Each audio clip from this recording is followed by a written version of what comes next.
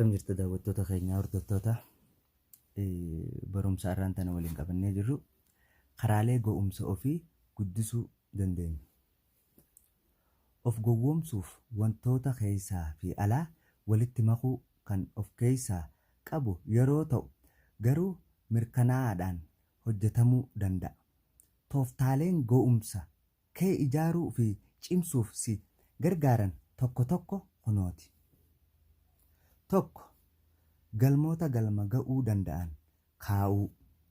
Galmoota xixiqqoo galma ga'uu danda'an irraa jalqabee akkuma ofitti amanamummaa horatutti suuta suutaan rakkina isaa dabale.